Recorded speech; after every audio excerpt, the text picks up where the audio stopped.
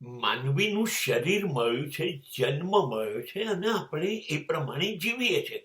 આપણી પાસે મન છે, જેમાં બુદ્ધિ છે, હૃદય છે, જેમાં લાગણી છે.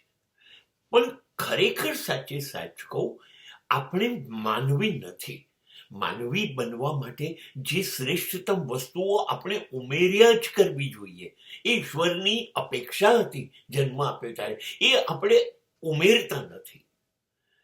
તો મારી અંદર શું ફેરફાર કરવા જોઈએ, પરિવર્તન કરવા જોઈએ કે નહીં? પરિવર્તન જરૂરી છે કે નહીં?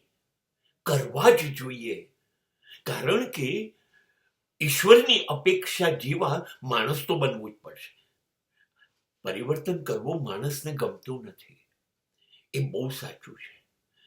પણ આપણને નથી ગમતું, આપણે જેવા છીએ એવા જ જીવવું છે. ના ચાલે, ના ચાલે. તો ઈશ્વરના વિશ્વાસનું શું? તમારે બદલાવું તો પડશે જ. આપણે બદલાવા તૈયાર નથી. પણ મને બે વસ્તુ બહુ ગમે છે. તમારી ઈચ્છાનું ત્યાં કશું નથી આવતું. એક તો સમય અને બીજો સંજોગ.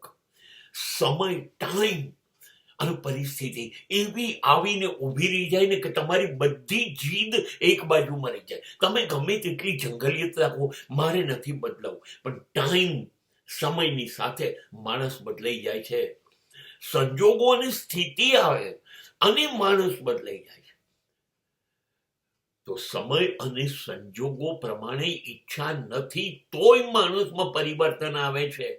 એ માણસની મજબૂરી છે, લાચારી છે. સમય અને સંજોગો તમને બદલી જ નાખશે.